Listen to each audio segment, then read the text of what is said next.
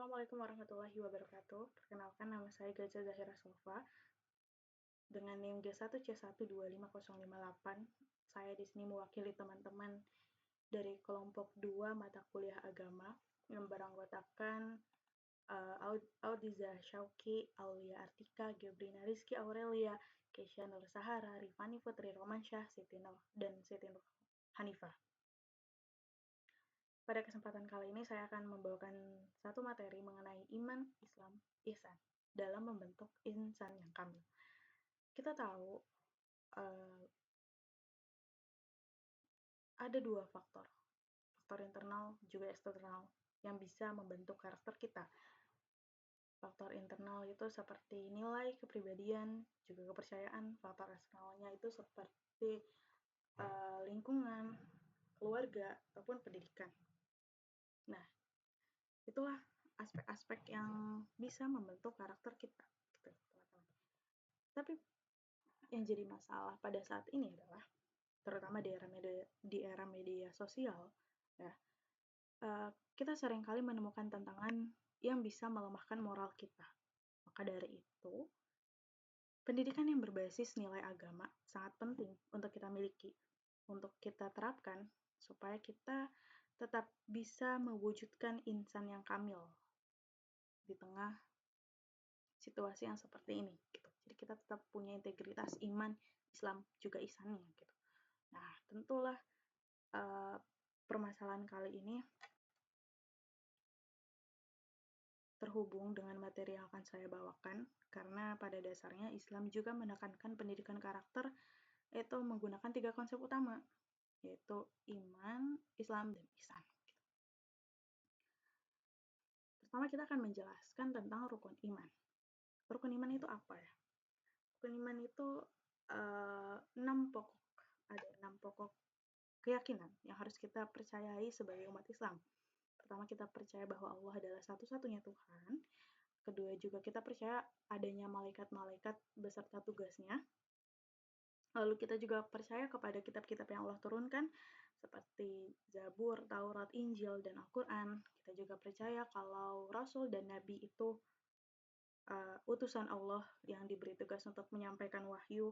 Lalu kita juga percaya pada hari kiamat atau hari akhir. Dan kita juga percaya bahwa segala sesuatu yang terjadi, baik buruknya itu datang dari Allah, yang menjadi takdir kita, gitu ya. Selanjutnya rukun Islam. Kalau rukun Islam itu ada 5 pilar. 5 pilar yang harus dilaksanakan oleh umat Islam dalam menjalankan agamanya. Umat Islam harus mengucapkan syahadat, 2 kalimat syahadat. Kita harus menegakkan sholat 5 kali dalam sehari semalam. Kita juga perlu menunaikan zakat, lalu kita juga berpuasa di bulan Ramadan, serta yang terakhir kita juga diwajibkan untuk menunaikan ibadah haji bagi yang sudah mampu. Rukun iman sudah, rukun Islam sudah, lalu selanjutnya mengenai ihsan. Apa itu ihsan?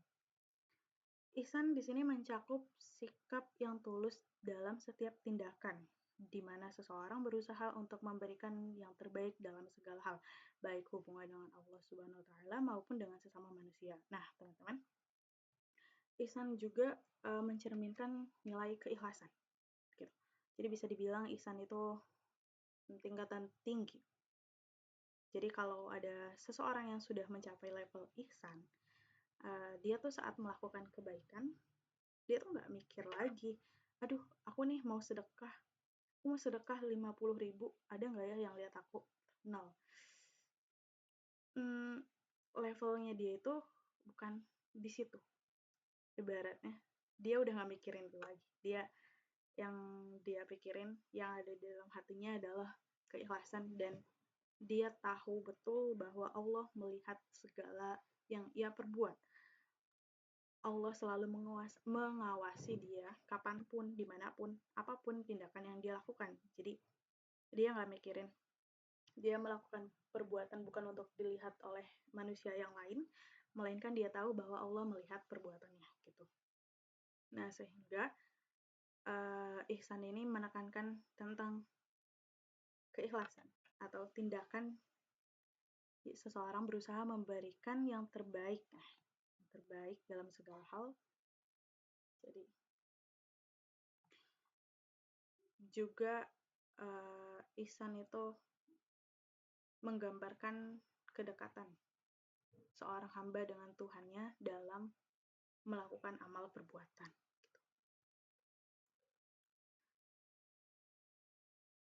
Nah, selanjutnya akan bahas tentang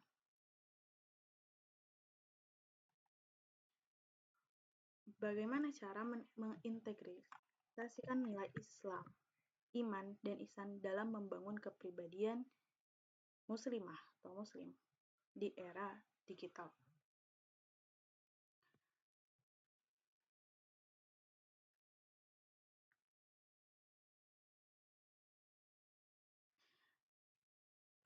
Generasi sekarang menghadapi tantangan teknologi ya, kita tahu iman, Islam, dan ihsan juga. Nah, iman, Islam, dan ihsan itu bisa berperan sebagai filter supaya kita tidak salah menggunakan teknologi.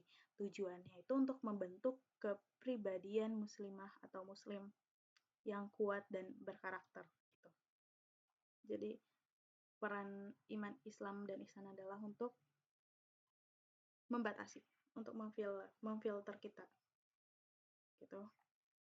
Lalu di sini ada peran iman, Islam, dan ihsan dalam membentuk karakter siswa. Nah, poin penting yang bakal kita bahas. Iman di sini berfungsi sebagai landasan spiritual yang menumbuhkan kepercayaan dan keteguhan dalam menjalankan nilai kebaikan. Artinya, iman di sini berfungsi sebagai fondasi spiritual.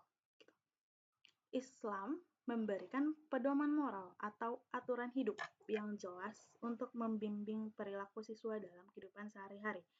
Artinya, aturan hidup yang jelas. Nah, artinya Islam itu berperan atau Islam itu sebagai aturan apa namanya? Sebagai amalan nyatanya gitu. Landasan spiritualnya, kelebihan apa? Nah, ihsan mendorong siswa untuk selalu berbuat baik dalam mengedepankan kualitas dalam setiap tindakan. Jadi ihsan di sini sebagai ruh ibadah, kualitas kesadaran diri gitu. Nah, teman-teman, ketiganya ini saling menyatu ya, harus saling menyatu. Kenapa? Karena biar iman itu nggak cuma jadi teorinya doang gitu. Lalu Islam juga nggak cuma jadi praktisinya doang atau amalannya doang, dan ihsan juga biar nggak jadi suatu amalan tapi maknanya kosong gitu. Jadi supaya semuanya berjalan dengan baik. Nah, ketiganya ini harus saling menyatu karena saling menguatkan nilai seseorang, membantu untuk menguatkan nilai seseorang.